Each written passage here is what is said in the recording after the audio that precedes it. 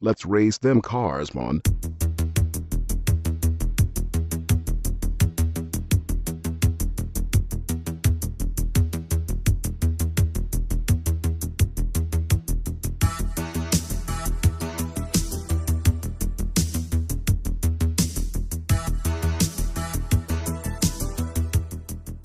Hello, welcome to episode 66 of Chet and John's Reassuringly Finite Gaming Playlist. My name is John Denton. With me as always, Chet Roivas. Ahoy.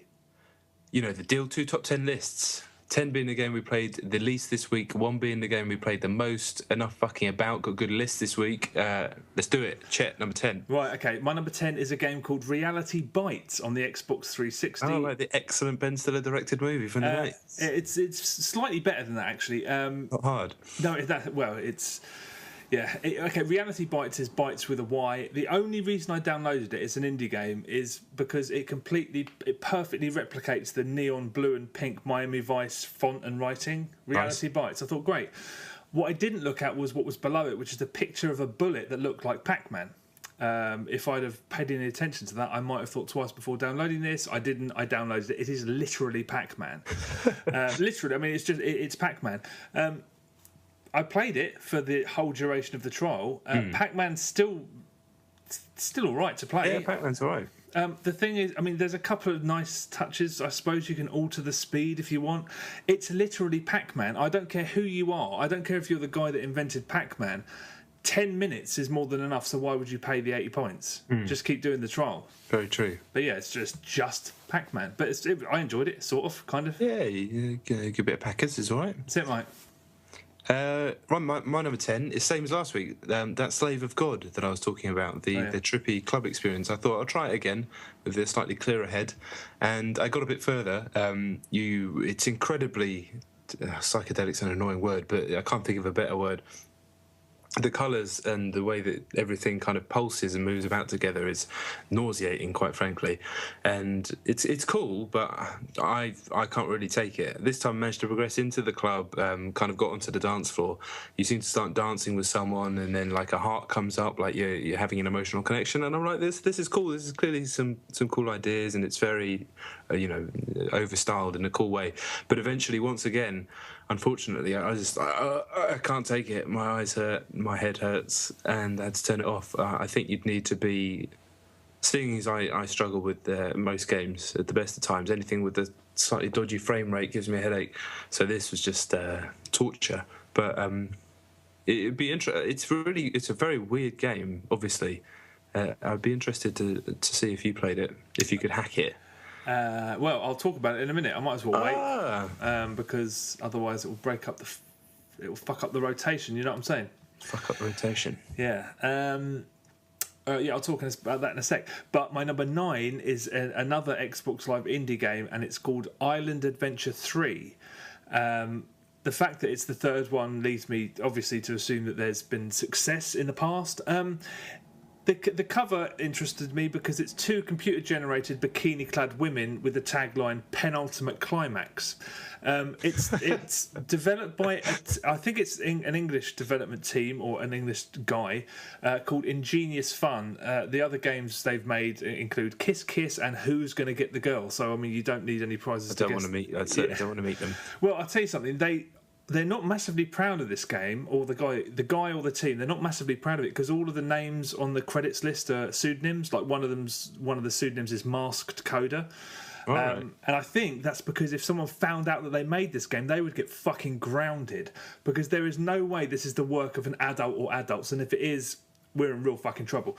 It's also a 3D version if you want that. But basically, it's not really a game. It's the most basic point-and-click adventure you can imagine with 4 arrows in the top corner.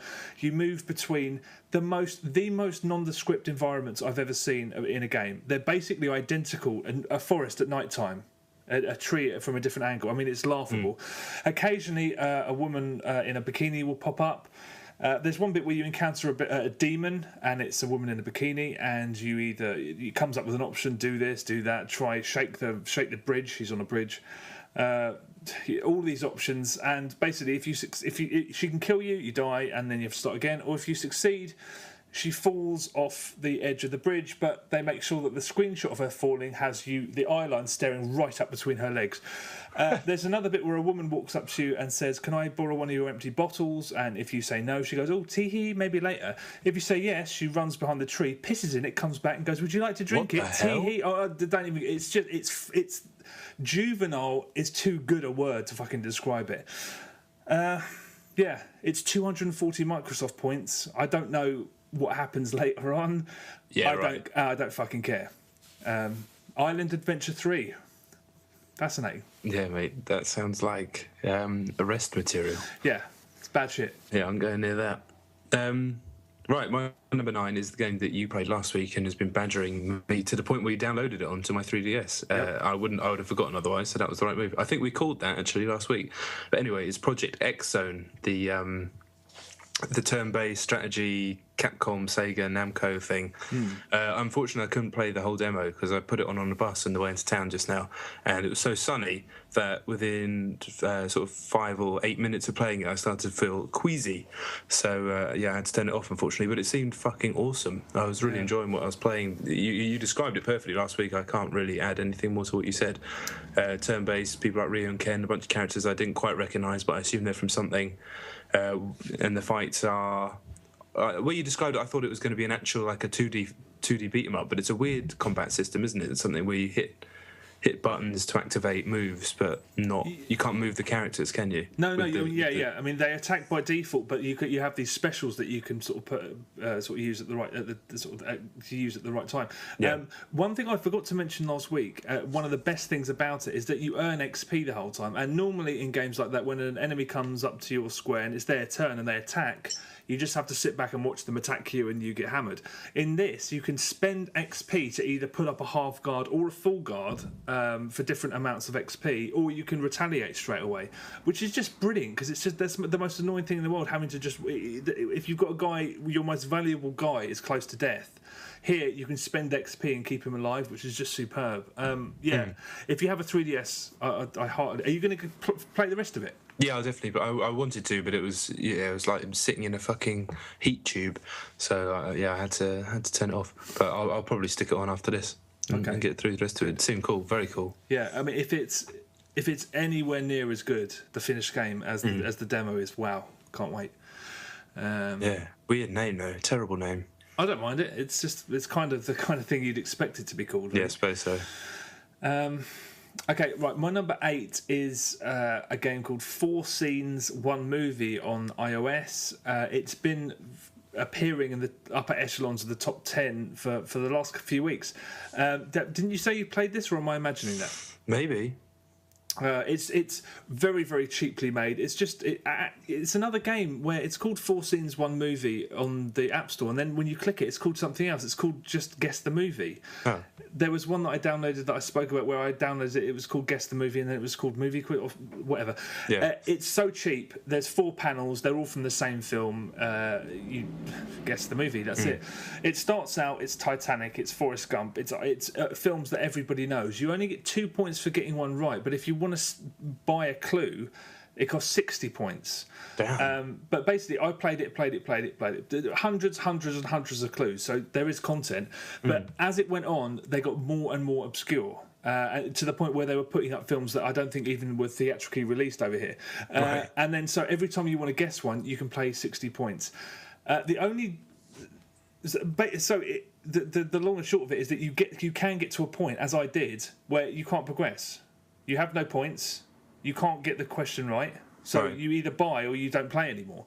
Can you in-app to get points? Yes, that's it. Yeah, so they want you to buy points. But whether they've done this by mistake or not, I don't know. But basically, whenever you type a letter in, it's red if it's wrong and it's green if it's correct. So you can just sit there and guess the title if you want, which is what I did.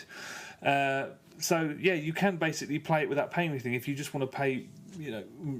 I think a fuckload of people are playing it because I kept going to Google. If you'd see the face of an actor, you type in 4 Scenes, 1 Movie, and then the actor's name, and it was always the first hit to come up. Really? Yeah, it's fucking ho-hum. I think I got to the end of it though. I got to 4 panels, and it was like a martial arts movie. It looked like a Hero or House of Flying Daggers, something like that. And I just used the cheat where I tapped in until I got all the right letters. And it was Holy Motors, that weird Canadian film. And I was like, they're blatantly not that. And then it looped round and it went back to the same clue, and then nothing works. So I think it just basically crashes once you got to the end. Why am I still talking about this? 4 scenes, 1 movie. Not worth the fucking hassle. All right. I won't play it. My number 8 is also an iPhone game, one I talked about before. I'll rush through it quickly because we've got some great stuff later in the list. It's that Stick It's game, the puzzler with the different colours, the blocks of different colours. It's just a real chilled out game that I've been playing to kill time here and there, and I like it. I like it a lot. It's probably one that I'll keep on the phone for a while. I'd recommend it, but it is £1.99. So if you want a better explanation of what it is, go and read Christian Donlan's review on Eurogamer. Don't listen to me at my house. I'm a fucking idiot. He's way better than me at everything. So go and read that and then see why it's a good game. And it is a good game. I don't want to talk about it anymore. Bye. I listened to Joypod today, and they were talking. I think they're going to play it in 2 weeks' time. But they thought it was 69p. Is it definitely £2? Yes. Okay. Unless they've reduced the price, but I certainly bought it for that. All right, okay. All right, well, I'll take your word for it then. Okay, my number 7 is the aforementioned Slave of God. I don't know why I listened to you when you said it's like the scene from... Have you ever seen a Gaspar Noé film? If you go back, it's say what I said. I haven't seen that film, but it is what I've heard that film is like.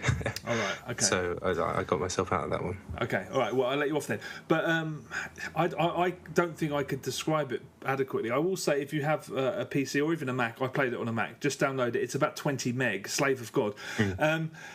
Yeah, I can't really add anything to what you said. It's incredibly oppressive visually. It's supposed to make you feel... I mean, it's nauseating, really. The music's unpleasant, and there's just... you kind of... You're in a nightclub. Did you get to that part behind the bar where you can sort of back and keep walking until it shrinks down? No. It's really weird in a kind of strangely brilliant way. Did you get drinks from the barman and start dishing them out to people? No, I got to the point where I was dancing on the dance floor with the person, and it started our heads started connecting together, and a heart came out, and I was just like, my brain, I'm going to have to go to hospital and turn this off. Yeah, I mean, clearly, it's supposed to be a drug experience, I guess. I really liked it. I liked the fact that it was... I've kind of become obsessed with the guy that made it. Have you... Stephen Lavelle, had you heard of him before? No. Neither had I. He's freakishly prolific. If you look at his Wikipedia page, he's done he's just a one-man band. He's also worked with I've forgotten his name. Really prominent indie developer. I can't believe I've forgotten his name. Anyway, he's done the most obscene number of games, and I'm gonna, in addition to doing the Xbox Live indie games every week, I'm gonna look at one of his things because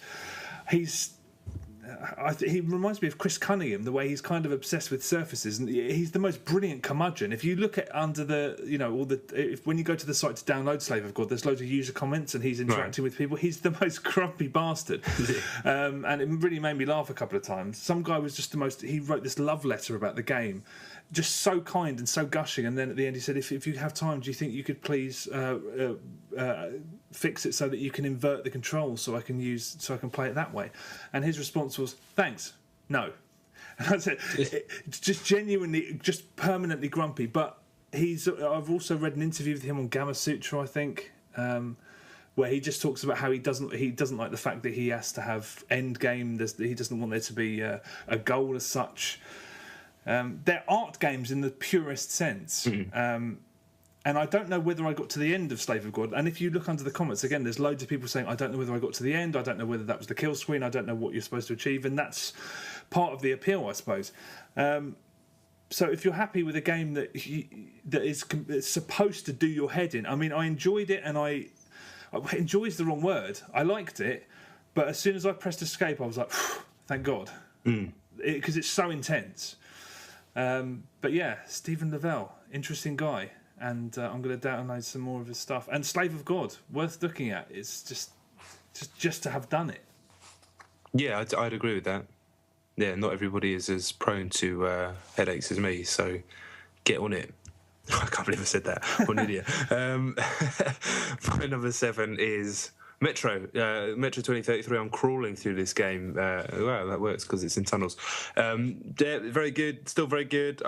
Didn't have enough time to play much of it this week. Very good. I want to rush through to the good games that we'll talk about later. Oh fuck! Okay, all right. My number 6 is Black Knight Sword. Any better? No, it's not any better. I've done something that I haven't done in a game. Have you just fallen off your chair? No, I tried to block a cough, and it made the weirdest noise. Yeah, fucking hate it. Let me just cough normally. Jesus, that was bizarre. Yeah, you're telling me. I've done something I haven't done in years. In fact, I mean, yeah, it's definitely years. It may have been ever, but I've started the game again and gone back to do it on easy because I'm not doing it on normal. You can't switch? No, that's because, hey, it's a hard game, and hard games do stuff like that. There's something so aggravating about games where the difficulty has to be part of the game's DNA. Otherwise, it's just so off-putting. I mean, the example I always use is Call of Duty. The hardest difficulty setting, more bullets to kill the bad guys, less bullets to kill you. Genius. No, it's bollocks. I don't know why anyone would put themselves through the inorganic torture of fucking playing a shooter like that. But this is exactly the same. It's a hard game in inverted commas, and it just wound me up. I was like, why am I... The way you can't save your progress mid-level, there's only so many lives. As soon as you lose all your lives, that's it. You have to go back to the beginning of the level. Some of the levels are quite long. You only have 3 lives unless you buy more. It's just tedious. It's difficult, and it pissed me off anyway. So I've had to go all the way back to the beginning and play it on easy. Yeah, it's a luscious looking but thoroughly empty video game. I don't think I'll, unless it does something incredible in the final third, which I know it won't. It's just an autopilot load of pap. I'm so disappointed. Truly disappointing. Someone brought up on Twitter, I didn't really understand what they meant, but they were noting the comparison between those interludes in Shadows of the Damned and this.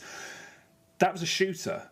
It looked the same. The art style was very, very similar, but it was a completely different in terms of gameplay. This is just a rip-off of a million other things, and it's boring. Man, Black Knight Sword. It just reminds me of the Amiga games that I used to play a lot when I was 8 or 9. Yeah, it's old. It's nowhere near as good as the good ones. Yeah, it's just old. I mean, nothing. There's nothing fresh about it. It's no Shadow of the Beast 2, mate. I'll tell you that much. Can't say I played that. That's a gleam. All right. No charge on that particular one. Right. Number 6. You done? Sorry, I've just... It's Black Knight shit. Black Knight shit. Number 6 for me, I think this was supposed to be number 5 in our pre-agreement, but I've messed up my list, is Pro Evo / Street Fighter. Chet came to visit Casa del John this weekend, and we played a lot of Pro Evo and Street Fighter, but we pre-agreed to stick them in the middle of the list and to bundle them together.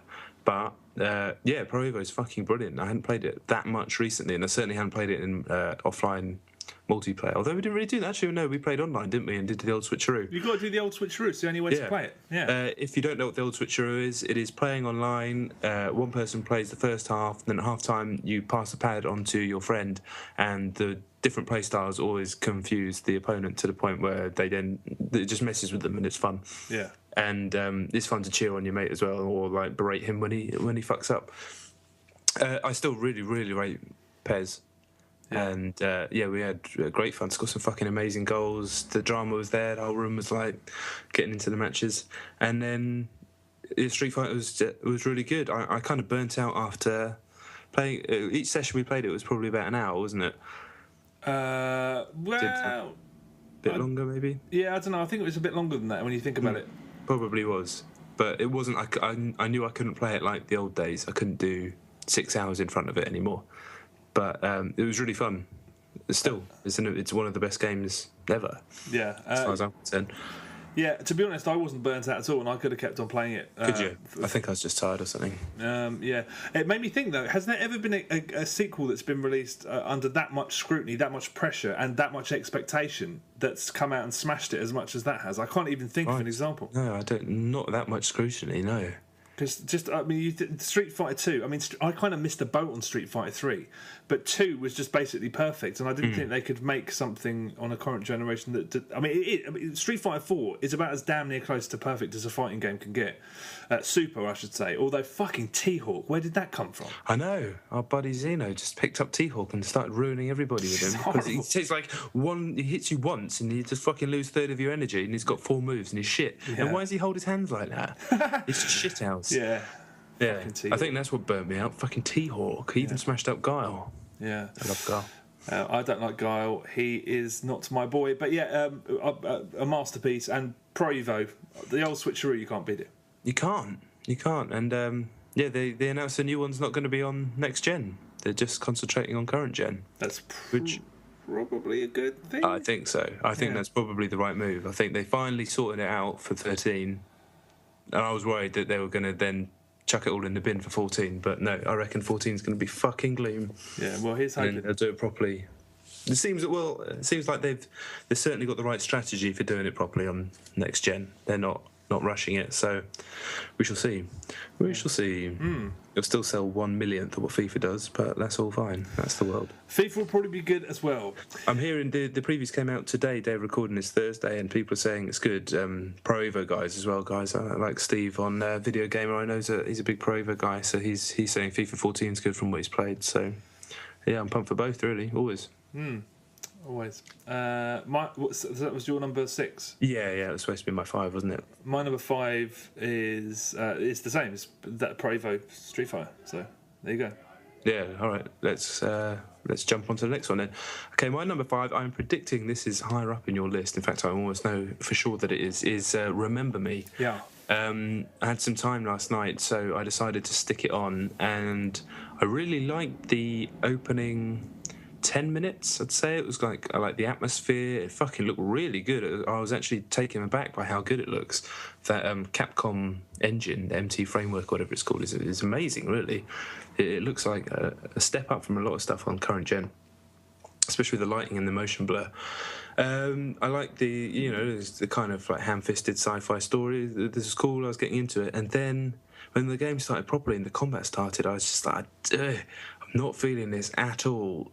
And the more I played, I got to the point where you start changing the first memory, and it seemed like trial and error bullshit. And I sent you a text. It's like, does this get better or not?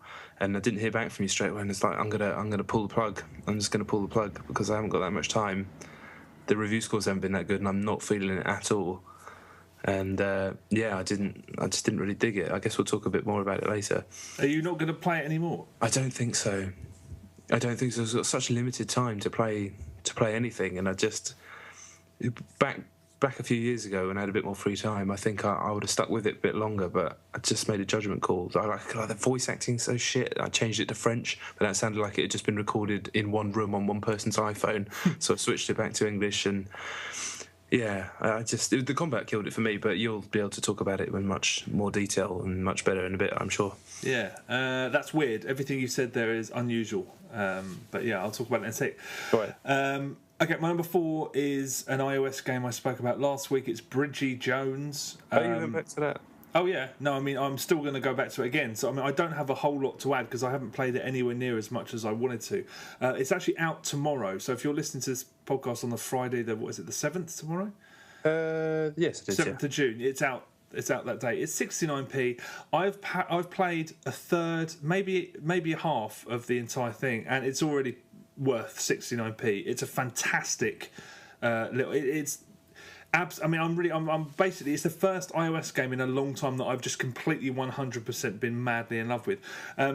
As I've explained, you have to get this. It's very simple. It's that you get a train from A to B, and you have to build a stable bridge to get them across. While you're controlling something I didn't mention is that while you're controlling the train, you have to actually be careful that you don't lose the cargo as well. So that if you want to, it's an incredibly sophisticated and actually complicated game, but it's simple. Get him from A to B, and it's so strange in that you can stop and chew it over. There's no time. Well, there is a time limit if you're going for the 3-star bullshit, but you can just sort of chew it over and try different things and whatnot. But it has the immediacy of an action game. It is very much like World of Goo in that respect.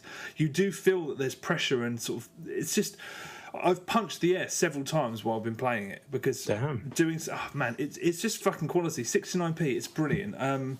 It's getting loads of 9 out of 10s in magazines and stuff, and it's totally deserved. It's the flip side. It seems this might just be on the surface. It seems like Chilingo are making half of their games free with aggressive microtransactions, and the other half with almost. I mean, you can buy levels to unlock later ones if you really want to, but you're not obliged to do so.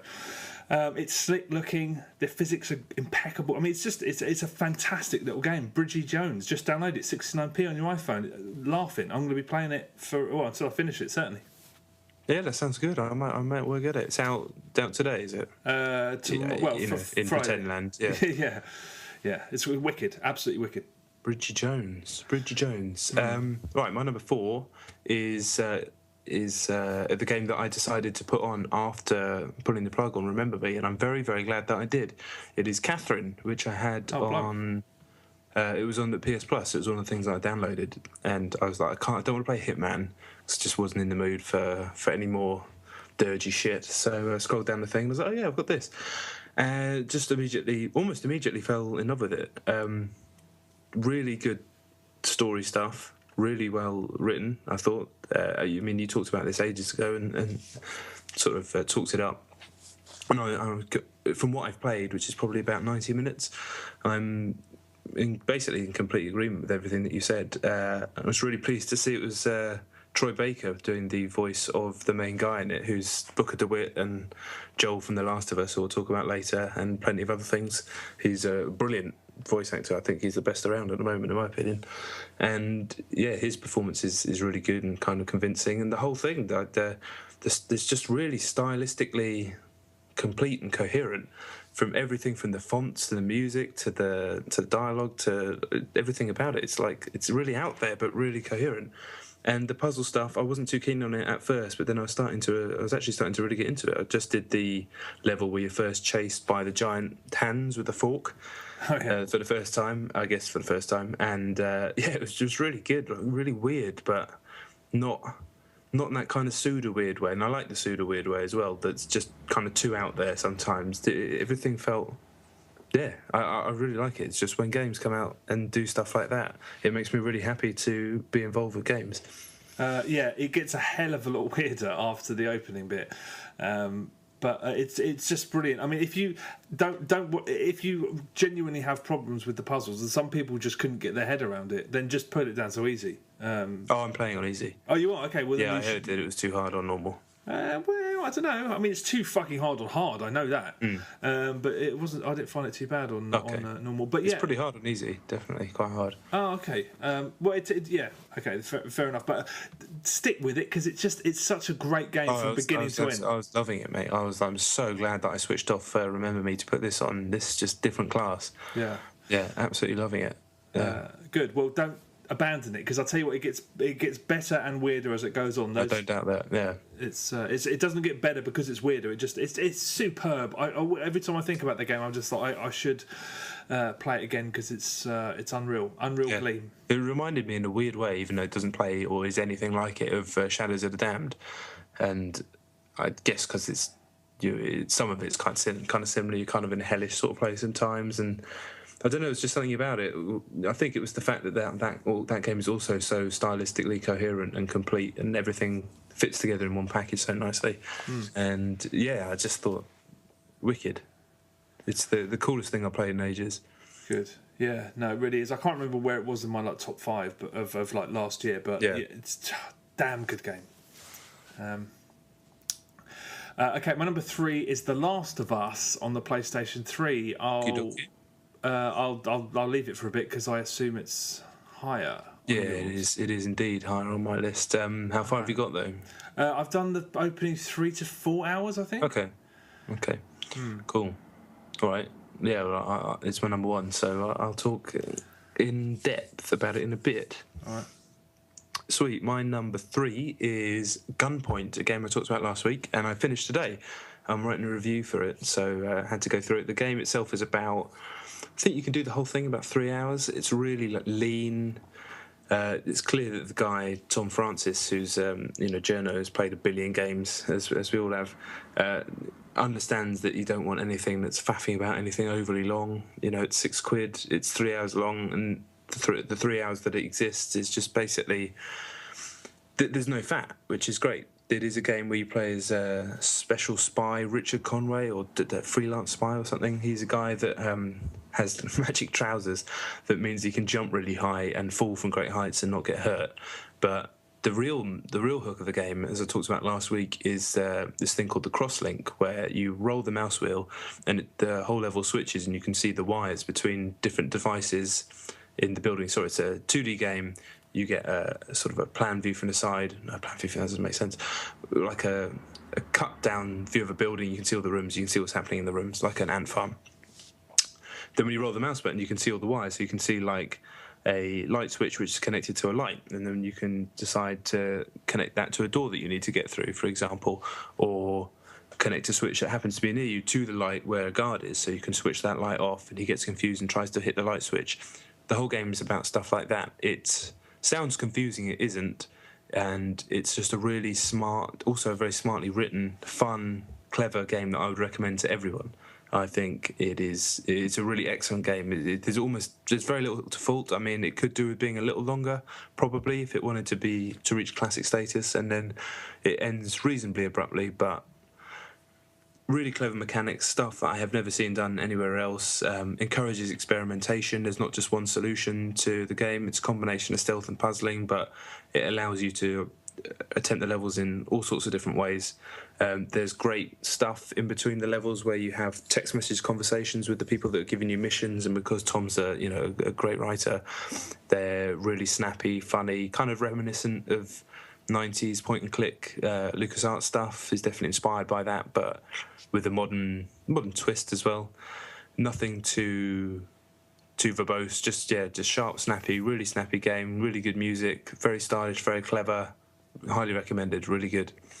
I've been reading it's suddenly kind of blown up online anyway. I think the fact that he is a high-profile journo on such a popular magazine as well, PC Gamer, which has such a hardcore following, that's helped. And he's been blogging about its creation basically the whole 3 years he's been working on it. If you actually go on the Gunpoint game Twitter, I think it has like 10,000 followers just for the game, and regularly for an indie game they'll maybe have like 1,000 followers for almost any indie game. So the fact that it's got such a huge following is sort of testament to the work he's been doing and his own personal audience. But and the fact that it went straight on Steam and stuff like that is kind of unusual, but it's fucking cool, and it's a great game. How much did you say it was? £6? Yeah, it's like £6.20 or something like that. It's like I said, it is short. I've done it in a morning basically, but I don't regret the £6 I shelled out for it at all. It was great fun, really clever, thought-provoking, made me feel like a badass loads of times, made me feel like the smartest guy in the world loads of times. Great stuff. People get it. If you've got PC, it's only on PC at the moment, unfortunately, but just get involved. And there's a demo on Steam, which is free, that is a sizable demo, so definitely get that. Yeah, cool. It's another game that makes me realise I need to get a PC. I think it will probably appear on a Mac, or I wouldn't even be surprised if it appeared on PlayStation Vita at some point. Not that you got one of those, but you know what I mean. You know what I'm saying? I know. It wouldn't surprise me if it did. If it appeared on Mac, there's no reason why it couldn't. Okay.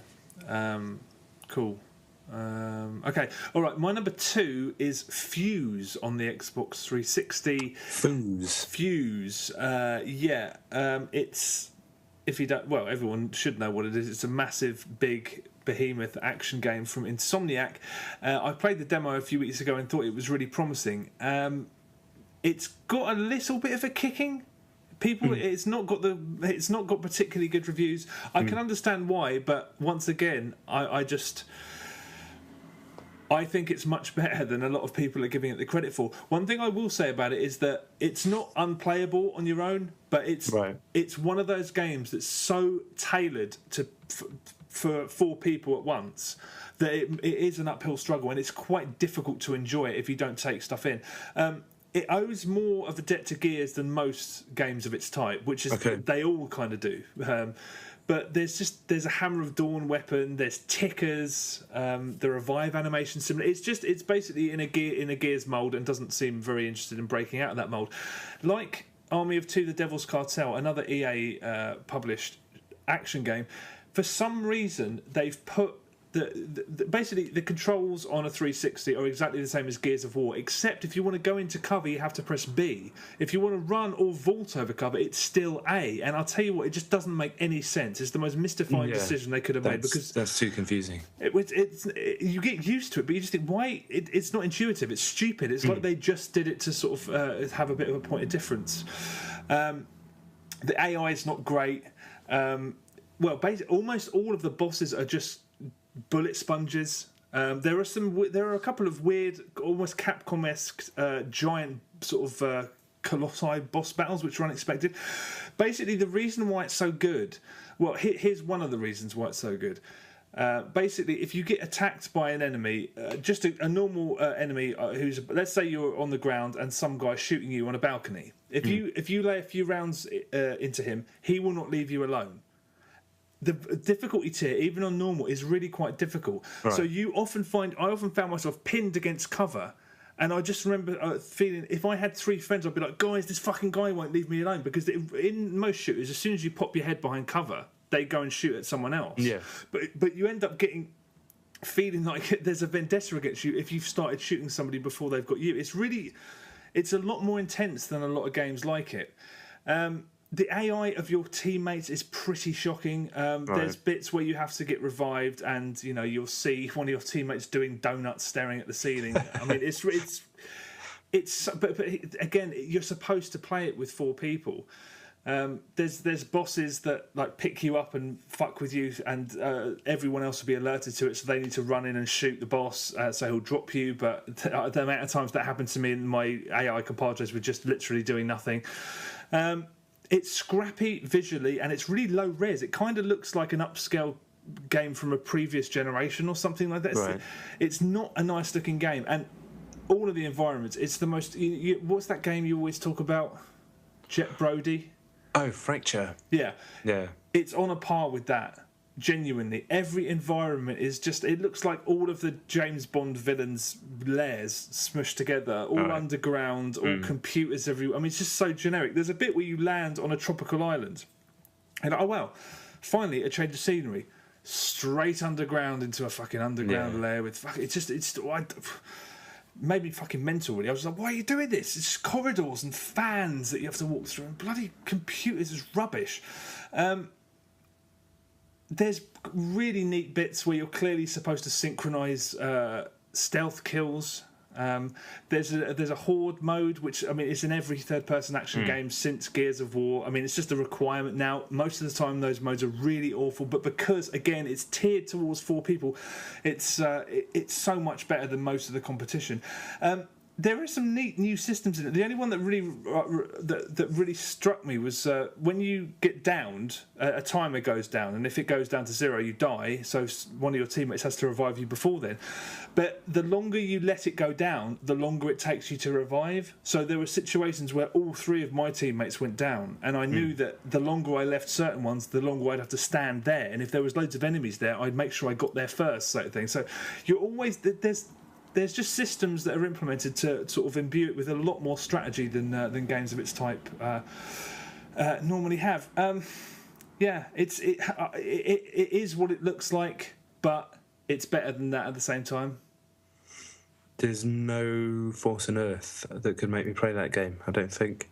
I think if we played it with 2 other people, I don't think any of us would not like it. I mean, it's monotonous visually and stuff, but I'm enjoying it, I have to say.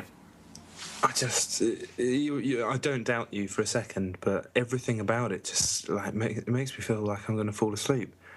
Yeah, but the thing is, the intensity of it. If there was 4 of us, that's why it's so brilliant. Like I said, it sounds like a small detail. The thing about as soon as you shoot a guy, he doesn't leave you alone, but you end up. I felt like saying, "Guys, fucking help me out! There's this guy who won't leave me alone." And with 4 of you in there, all of you, it's better than the 5 out of 10s it's been getting. Not a whole lot, because my God, it doesn't half look ugly, and it's brain frazzling how they don't want to give you anything to look at besides a fucking grey room with a lot of boxes in it.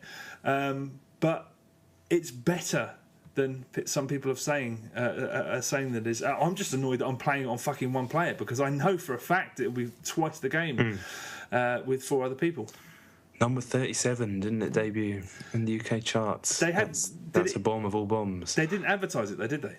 There was a few banner ads, but yeah, no, it was sent out to die. Yeah, most certainly, and that it's done already. Well, but bit of a shame. 10, 20 quid, 4 of you, have a laugh. Well, there's something about it. There's something about it. I think it's because of that Ted Price incident many years ago. I can't get over it. I just need to brush it away. I need to get over it. Yeah, I don't want to play Fuse ever. My number 2 is State of Decay. Do you know State of Decay? I've got it. I haven't played it yet. Okay. So State of Decay came out yesterday from the day of recording, and I was asked to review it for video game. I'm in the process of doing that right now. This was the game that I played. This is basically the game that I played in this ilk straight after The Last of Us, which I'll obviously talk about in a minute. And it doesn't start particularly favourably. You start as a bloke called Marcus. It just drops you in to the point where I thought that the game is almost broken, because it drops you in. The frame rate is fucking like unbelievably shit. The voices start talking before the graphics load, and I thought the game had bugged out or something. Anyway, you're hitting zombies. It's fairly basic.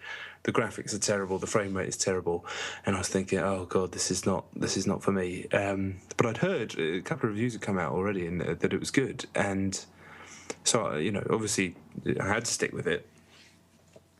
And it starts to open up a little bit, and then you move with the guy that you're with into a building, and you can see that I can barricade windows and all this stuff. But still, at this point, I was like, I don't think this is going to be very good. This is going to be a bit of an arduous task. Fast forward, how long have I played it? Probably 5 hours. And I put it out on Twitter. I think this game, in many ways, is a masterpiece. It's the game. What I actually wrote on Twitter is that State of Decay will be some people's favourite game ever. This is a game that people have been asking for years. It just happens to be a fucking janky-ass, sketchy version of that game. But damn, it's so ambitious. If most zombie games, are either like scripted, linear experiences, or even open world ones are kind of more directed. Something like, what's it called? The fucking Capcom one. What's it called? What, the Capcom one in the mall. I've forgotten what it's called. Oh, Dead Rising. Yeah, Dead Rising. This, however, is a completely systemic zombie survival game where you have a character and he can be leveled up in RPG style. You meet other people, you find other survivors in emergent situations across this big open world. Then that you can bring them back to a homestead that you make, and you can make different ones and move them and things. And then you can start to build relationships with these people by like going out saving them in situations, going out on missions with them. When you build up their trust to the point where you're a friend with them, you can actually switch to be that character. So you can start to switch between lots of different characters and go out on missions and level that character up and whatnot. If one of those characters goes down in a fight with zombies, that's it, they're done. Permadeath.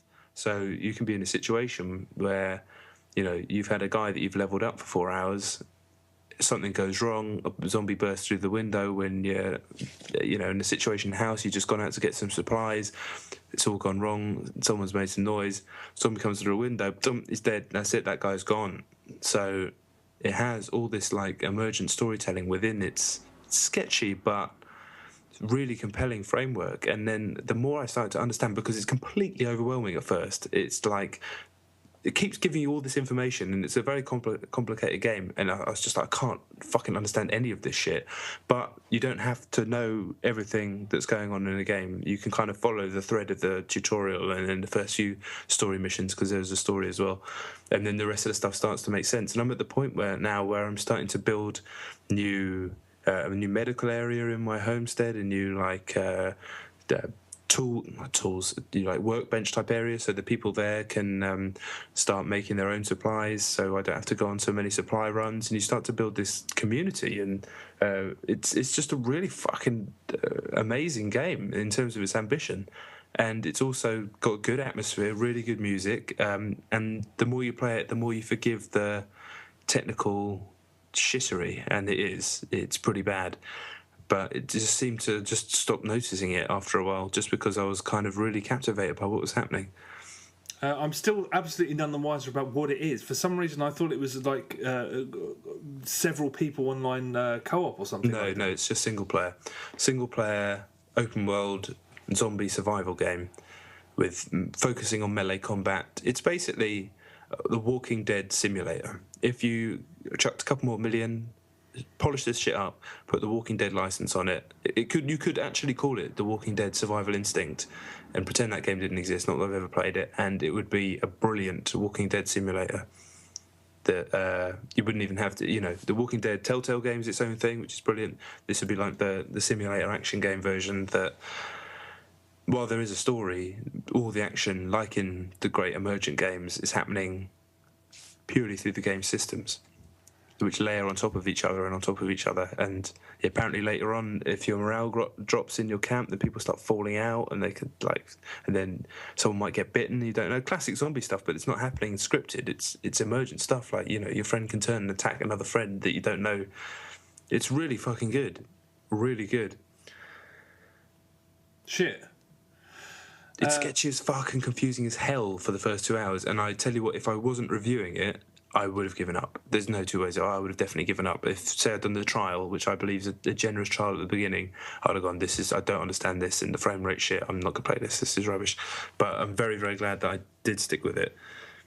And it doesn't hold your hand. It could do a lot better job of explaining what the hell's going on, a lot better. But I'm starting to wrap my head around it now.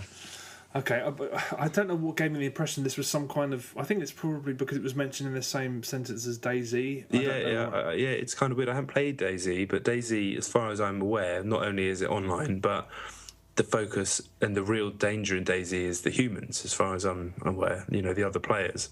Whereas the only enemy in this game is the zombies. You don't have human enemies, and it's obviously not online.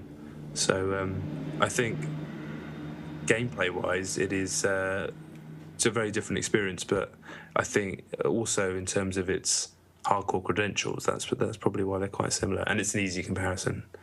But it's actually, as far as I'm aware, I haven't played DayZ. It's pretty false. Yeah.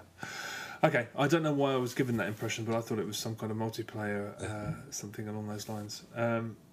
Well, I'll talk about it next week because I'm reviewing. I will reiterate though, if you've been sitting there since a young age, and I say this because I know my bro fucking loves stuff like this, so I know there must be plenty of other people out there like that, and you've been thinking, wouldn't it be cool if there was a zombie game where you had to go and get a group of people and then rush out and try and find supplies in abandoned buildings, you never know what's going to happen, and someone could turn, all this sort of stuff. If you have been that person that's sitting there thinking this is a fucking 12-year-old or something, this game is that. It's sketchy, but this is what they've done. Undead Labs, they're fucking ambitious. Ambitious as all hell. Who's Undead Labs? They are the people that have made this game. I don't know if they've done anything else. I don't know. Maybe they have. I think it seems like they've been working on this for a long time. It's 1,600 points, which is quite expensive, but it seems like it's probably a steal. Wow, okay. I'll talk about it next week. Yeah. I'd be interested to hear what you think, because, it's hard to get over the sketchiness. Okay, Genuine. All right, okay, well, my number one is Remember Me on the PS3. Also available on the Xbox 360. It's been a couple of weeks since I played it, but it's the most tantalising... Is tantalising the right word? I had to score it, and when I say I lost sleep, I don't mean I was tossing and turning, going, oh, God, I don't know. But I genuinely was mulling it over to myself because I didn't know what to give it. It's...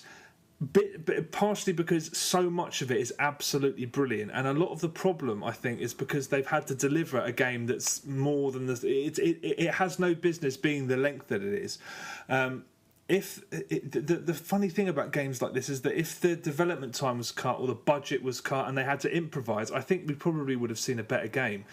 What are we calling that kind of climbing?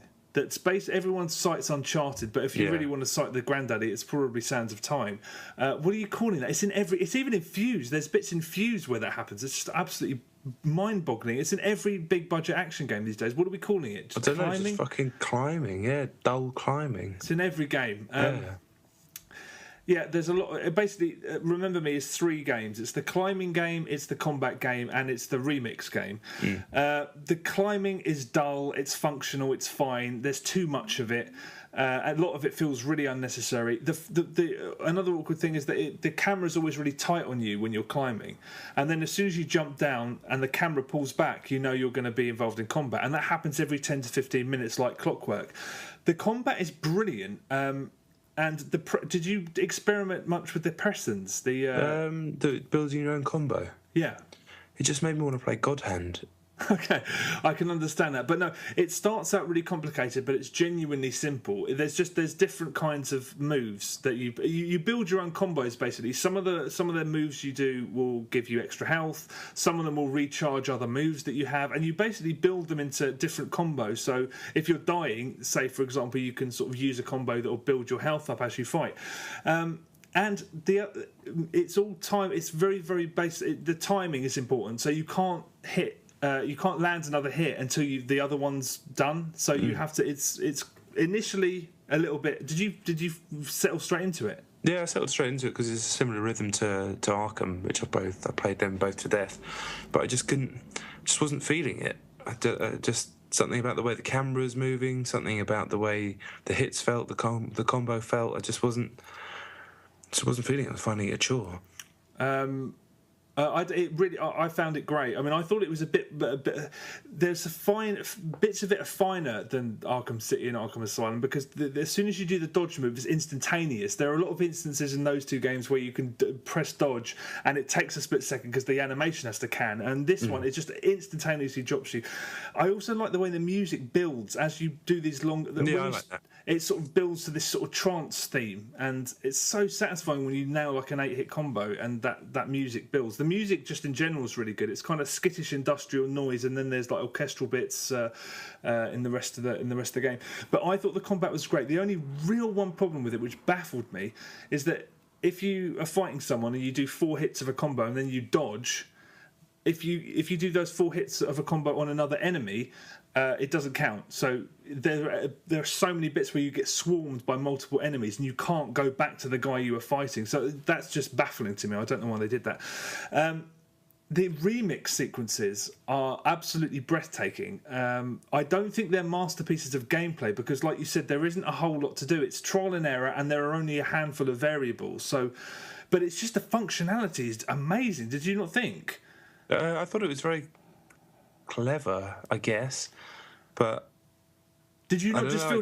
I just thought this is just trial and error bullshit. But I was kind of really put off by how pretentious the whole thing was. I give it extra leeway and pretension because it's French, and you just I think you give anything French a little bit of wiggle room on that stuff. But by this point, I was just like, I'm not feeling the dialogue. I'm not feeling anything about this game. And by that point, I don't know. I fucked it up a few times, and I was just like, "What do you want from me?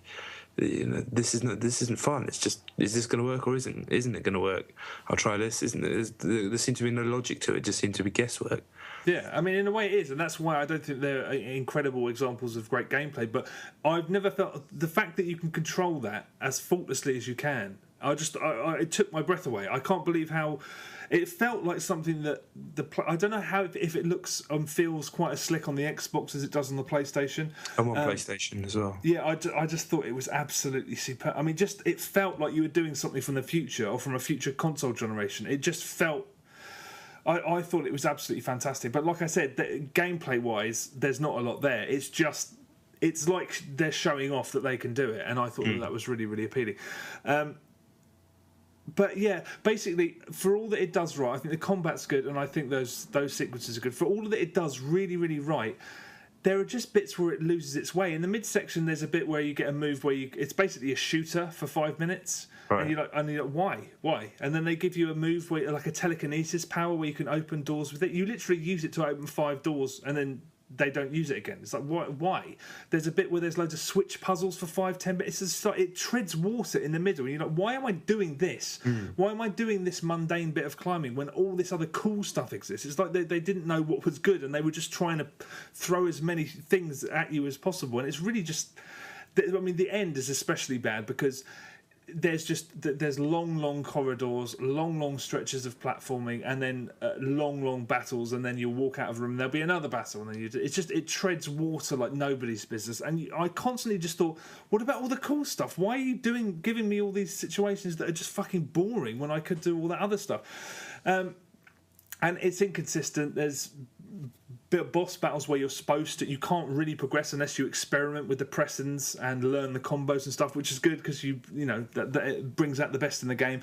And then there's a boss that like auto saves every couple of seconds, so you can't basically lose to it, which just completely blew my mind. There's obtuse puzzles, logic puzzles at the end that are so hard that they're basically, I thought one of them was impossible, but if you keep retrying them, it just gives you the solution anyway, so it's completely pointless. It also doesn't. The first time I did one of those remix sequences, I thought I did it without thinking, because basically you do things that are set in stone in games all the time. You know, Prince of Persia, you rewind and you're not dead, and you just do that and you think nothing of it. It's part of the game. But remember me remixing someone's memories. After I did the first one, a few minutes passed, and I was like, "Oh shit, that's going to be so cool." Basically, I'll do this without getting any spoilers. This is in the opening 20 minutes or so anyway.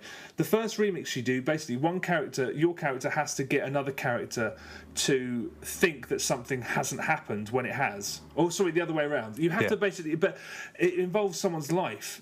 In order to make a scenario happen, you have to have this person think that someone's dead. I'm doing a fucking terrible job. But basically, you have to make someone think that someone's dead when they're not, just to get out of a situation. And after that happened, I thought, wow, it's going to be so cool when that person gets home and this person that they thought was dead is actually alive. But they never deal with anything like that. It's all on the surface. And that was so disappointing because when you actually think about it, that's a really cool idea. Yeah, it is. And they don't deal with it at all. And that was another reason why it was so frustrating. As you said, it's an absolutely gorgeous looking game at points. Absolutely breathtaking sometimes. I mean, it completely belies the fact that it's on current generation hardware. It's one of the best looking games I've ever seen, I think. And yet it just doesn't know what it's doing. I think that their next game has every chance of being absolutely amazing. But the weird pot shots it takes in different directions and the way it drags its own length out. And there's absolutely fantastic boss battles that are very Capcom, which totally work. And they're some of the highlights of the whole game. They're brilliant as well. It's 60% absolutely brilliant, and then 40% why are you wasting my pissing time? It's such a frustrating game because I want to love it. I didn't have the thing about I never thought it was pretentious. I just thought it was just it just tried my after getting off to such a flying start. I thought the way it goes off the rails really pissed me off. I think it's still worth playing, and like a lot of games that I'd say I gave it 6 out of 10. A lot of games that get 6 out of 10s, as Dave said when he was last on the podcast, a lot of those games turn out to be someone's favourite game. And I think this is going to be something that a lot of people, well, not a lot of people, but some people really love. And I think it's worth playing just for the remix sequences and the combat. But what the hell do I know? Yeah, maybe I'll try it again. To be honest, if you're on the way you've reacted to it so far, I don't think you'll respond very well to the rest of it. Yeah, I don't. Yeah, no, I think I'll stick with. You've made it. You do a good job of selling it and making it sound cool, but yeah, I don't know. I don't know if I can get over. It wasn't. I think I was a bit unfair saying it was the pretentiousness that put me off. It wasn't really. It was just there was like quite often, even in the short time that I played it, you come around a corner or come up a ladder or something, and then the score would swell and it would show you like the horizon. It's like, okay, you've done this like 4 times already. I know you've made a nice thing, but come on. I know what all I've done is climb over a thing. Yeah, no, it actually did do that quite a bit. It's the thing about it is in a way it's very similar to Fuse. Do I feel comfortable recommending Remember Me? Absolutely. Do I feel comfortable recommending it for £40? That's more difficult. That's why I hope consoles embrace this PC-like pricing structure, because then you can there's £40 is a lot of money to play on something that I think a lot of people would find fascinating and enjoyable, but there's too much that's wrong with it, and there's too much that's frustrating about it for it to be like, go out and go and get it. Yeah, for a big budget action game, it's far more interesting than most. Yeah, it definitely seemed interesting. Definitely, but I wanted to like it, and I really like that beginning, man. When you get chased by the robot, I'm scared of big robots since watching fucking RoboCop too young, at 209. But I don't know. I just can't feel it. One other thing, briefly, is that I thought the beginning was brilliantly done. This is not a spoiler. The game opens with you being led down this in this queue to get lobotomized, because what the government does is that they lobotomize people. Yeah, and then what happens is they drop them under the city into the slums, and you encounter them, and it's kind of nauseating. It's really unpleasant the way they're kind of these sort of just broken people, and it's just a bit uneasy. As the game gets on, those people, their limbs start to elongate and they get long fingers, and they have, for no reason. It's like the design changes as the game goes on, and after a while you're just like, I'm fighting zombies now. Everything that was kind of unpleasant about the beginning has kind of just been led down a path of just, it seems like they don't know what they're doing. Yeah, I had that bit in French as well, so I decided to switch out at that point, and it was actually quite effective in French, because it just reminded me of a French movie. It's like a cool, weird French movie that you'd find. But after that, it just started. The dialogue's recorded so badly that you had to switch back to English. There's no echo. There's no like any treatment on it whatsoever. It just sounds like you and I now. It's rubbish. Shame. But damn. Remember me. I want to like it a bit, but I don't really. I like it enough to recommend. More than enough to recommend. Some people will love it. Yeah. I do. I can see that, definitely. I can see that. Maybe I tell you what, I might stick it on one more time, have a couple more rucks. If the fights start to appeal a bit more from what you said, I might concentrate a little bit more on the pressings. Yeah. If I can get any joy out of that, if I'm still not feeling it, I'll cut it loose. You also unlock super pressings, which is like super moves. Honestly, the game gets better in terms of combat the longer you play it. But right. Okay. Yeah, it's such a frustrating game. That's why, genuinely, when I had to score it, I was like, I don't know whether to really give it something that people think, I'll go and buy that, because you can't really, because there's so much that's fucked up with it. Yeah, and also the other thing is, if you do have a PS3 and you can wait a week, and The Last of Us is going to come out. You've probably seen the reviews by now. They're quite good. It's probably the best ever. I mean, it can't be far off. I've never seen so many 10s, I don't think. I didn't actually give it 10 for Games TM. I gave it a 9 with a bit in the text that actually said this is as close to a 10 as you can get without being a 10. Now, The Last of Us, as I said last week in slightly cheeky form, pre-embargo, is a rather special game. It is a long game. So I think I clocked in at 16 hours, and I don't know if that includes restarts, of which I had a fucking bunch, because I did most of it on hard, because I wanted to get into that atmosphere of survivalism. It ended up being too hard, so I had to switch down to normal. Naughty Dog have been a brilliant developer for a long, long time, but this, in my opinion, from the games that I've played of theirs, is their best game. It's the most narratively coherent, smart, systemically ingenious, brilliantly written, superbly acted game that they've done, and up there with games of all time. It's so clearly a masterpiece. What's strange is, talking about State of Decay before, The Last of Us is actually a way less ambitious game in terms of its gameplay, in terms of its systems. It's much more linear, driven, classic in some ways. We've played games like this before. It is ostensibly a stealth action game, similar in some ways to Manhunt. In fact, you play as Joel, played amazingly by Troy Baker. You couldn't believe that this is the same guy that played Booker DeWitt, with his kind of sort of almost youngish, cheery voice. He plays the Flash in Injustice, even younger. I mean, he sounds like a fucking grizzled guy from the South. You know, most people could never even pick that it was the same guy. I don't think the guy's awesome. You play as Joel. Very soon, the game starts. I won't spoil too much, but the fucking event that is, this is an apocalyptic game. The game starts with that. It's fucking really dramatic, really exciting, really shocking, and then after that, 20 years later, and you pick things up as Joel. He's a smuggler. He's with his isn't she, girlfriend Tess. And after a bit of meandering at the beginning, you're given the job to smuggle a girl called Ellie, who we've seen from the trailers, into a mysterious group called the Fireflies, who's like a sort of rebellious splinter group.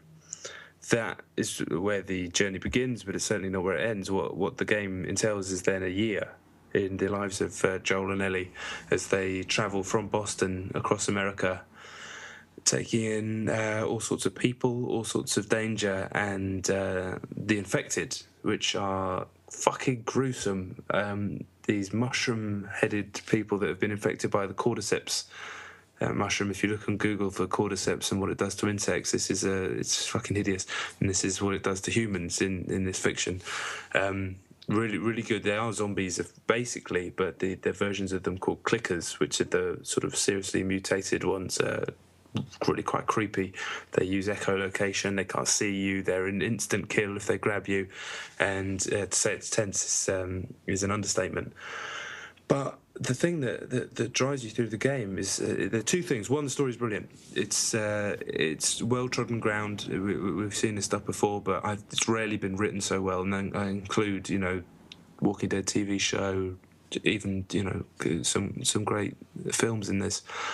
It's rarely been written so well with so much like heart and warmth, but it's really bleak as well, especially for a game. It's a big budget game. It pulls no punches, and that stuff's completely captivating for the whole 16 hours. It never drags. It's beautifully paced.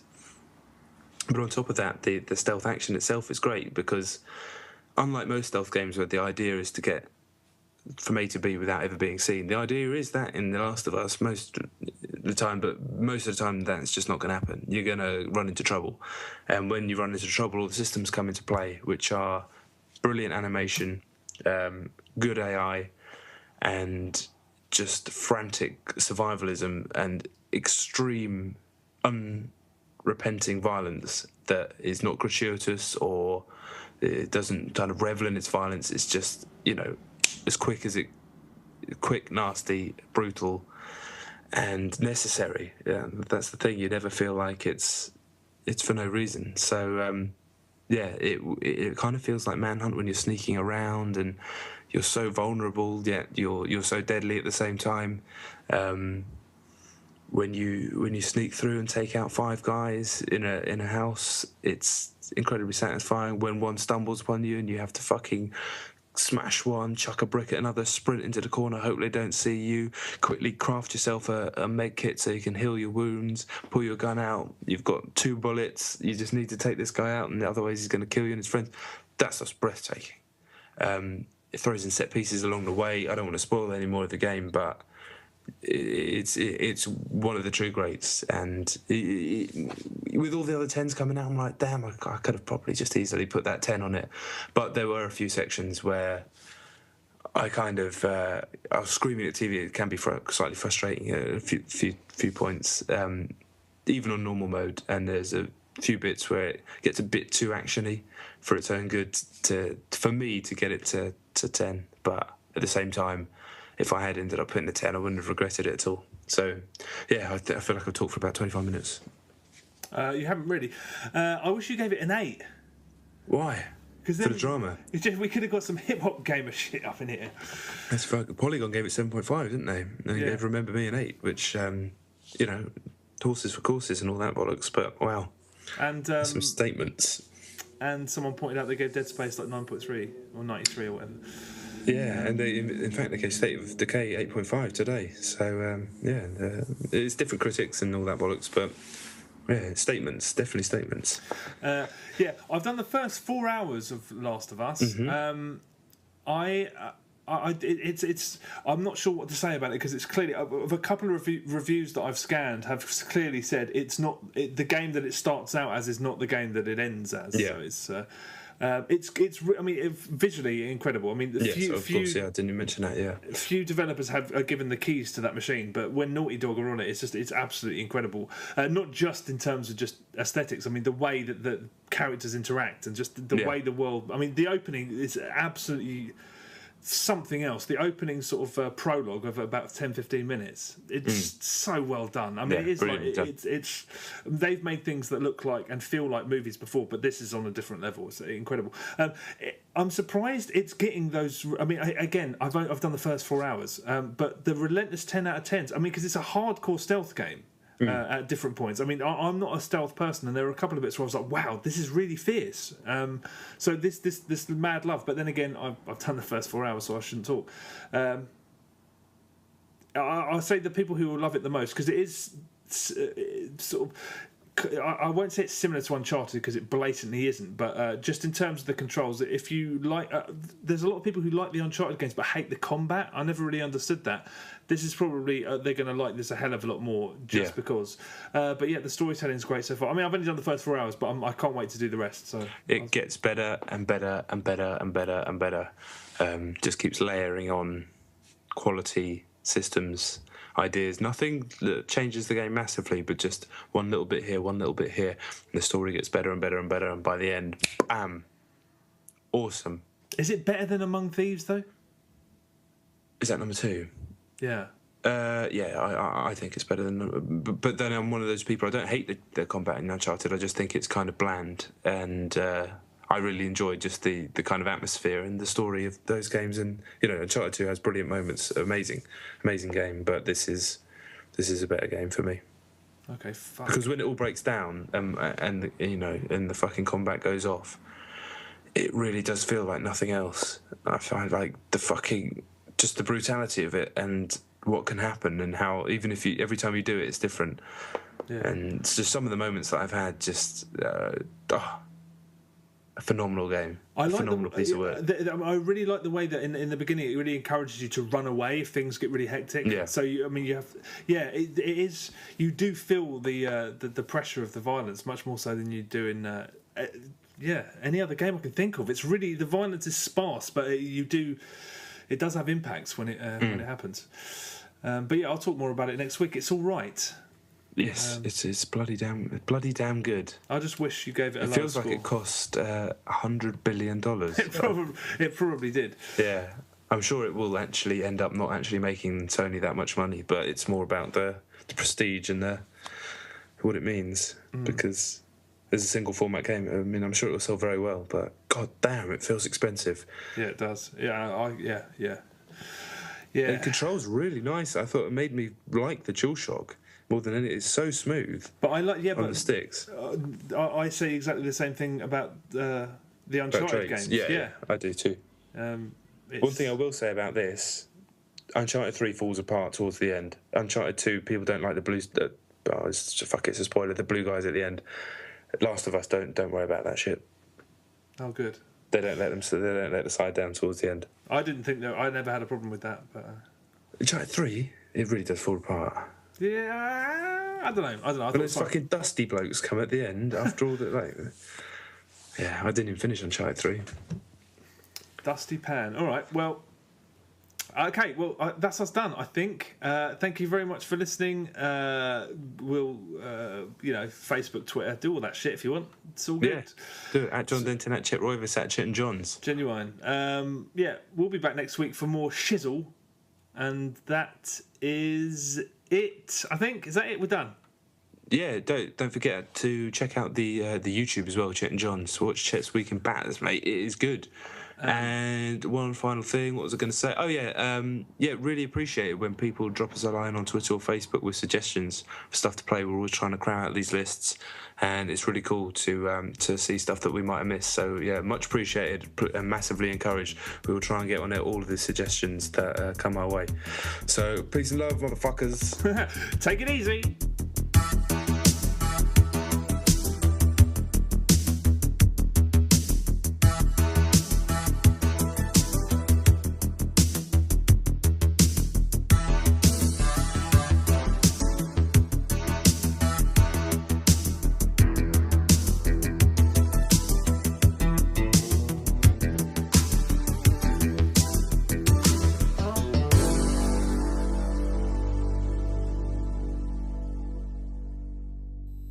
What's going on, guys? Now, as you can see right here, The Last of Us is getting amazing reviews. It has, I believe, 24 perfect scores right now, not including Adam Sessler's. You know, so it's getting great reviews. 95 on Metacritic. So including Sessler's, you have 25 perfect reviews right now. And Game Trailers still haven't given their review yet because they haven't had enough of the multiplayer. But you can see the game is being praised by everybody. I mean, 25 perfect scores already.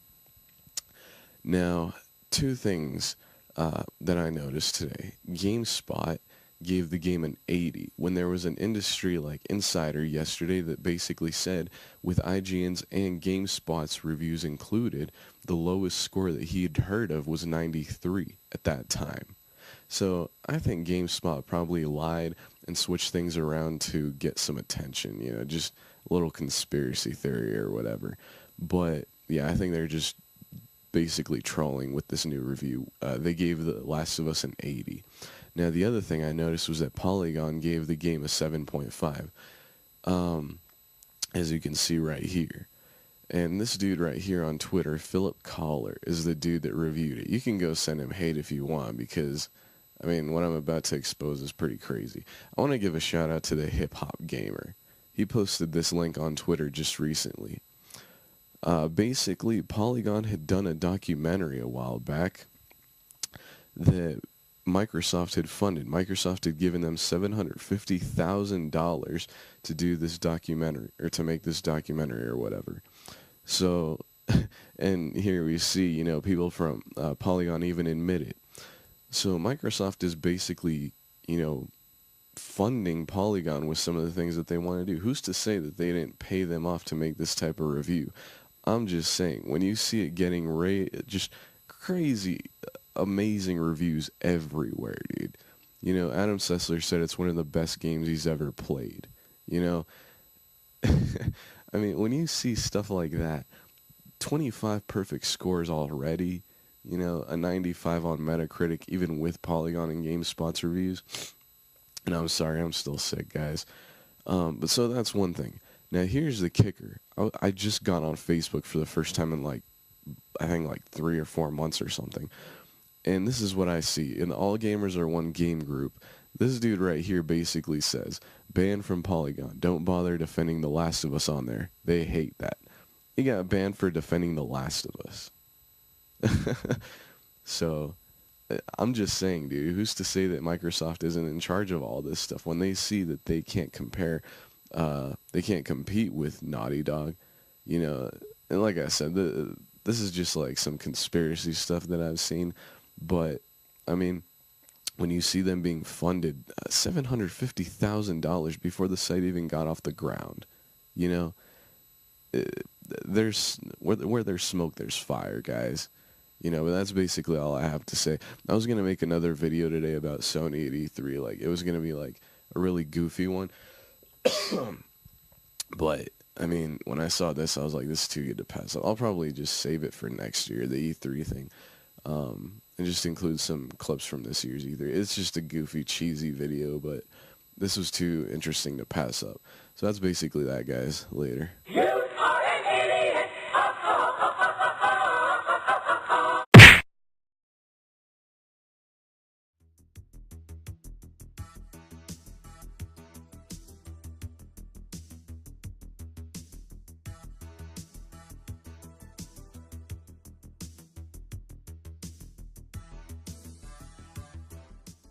Let's race them cars, mon.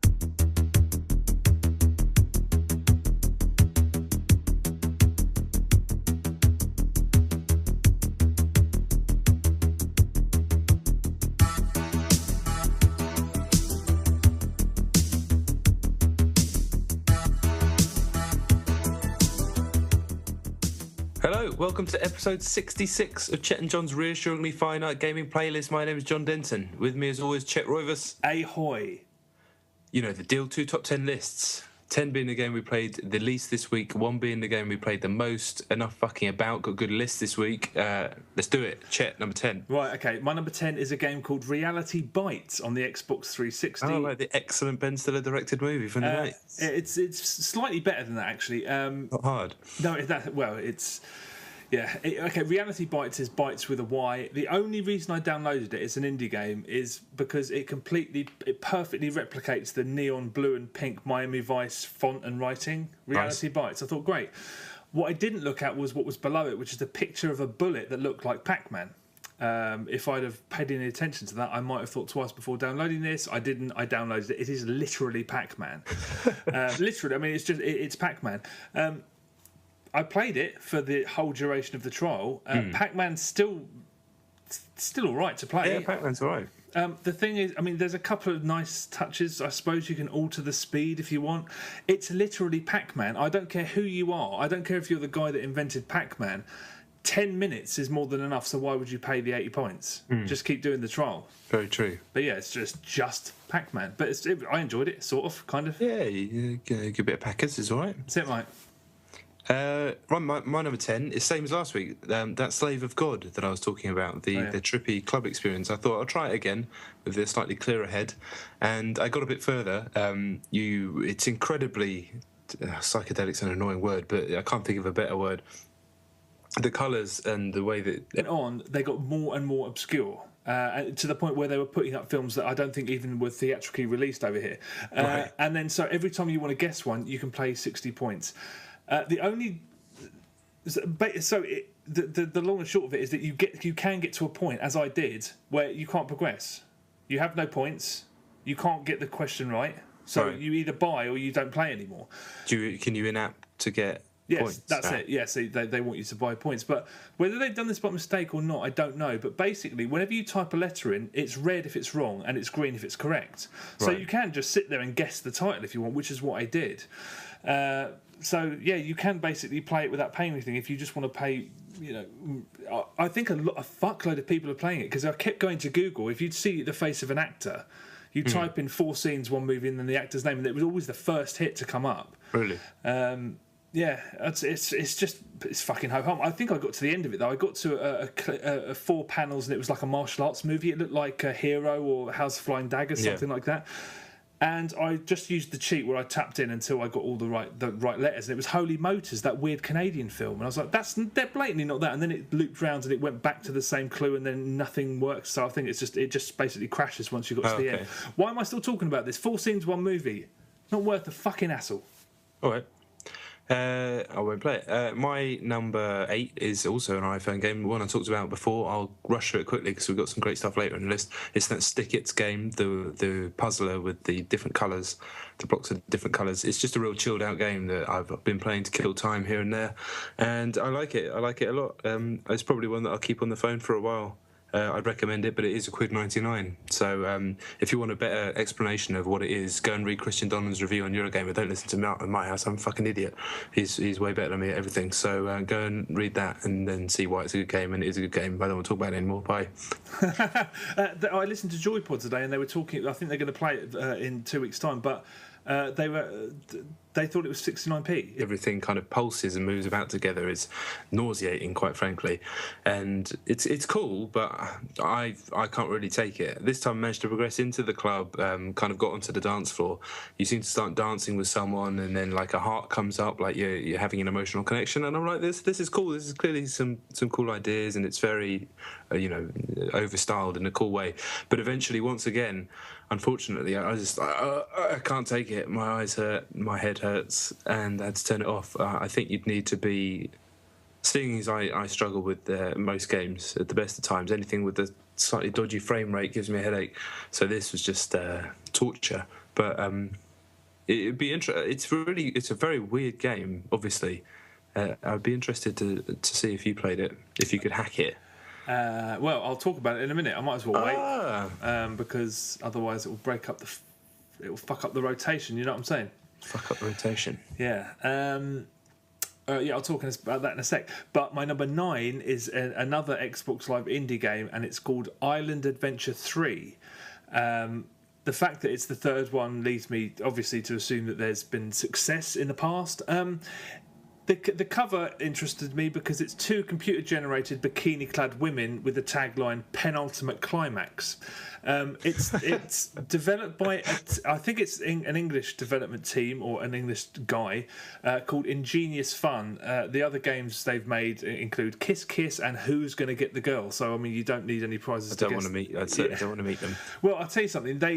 They're not massively proud of this game, or the guy or the team. They're not massively proud of it because all of the names on the credits list are pseudonyms. Like one of the pseudonyms is Masked Coder.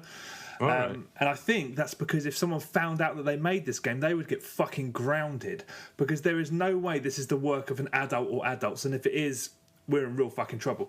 It's also a 3D version if you want that. But basically, it's not really a game. It's the most basic point-and-click adventure you can imagine with 4 arrows in the top corner.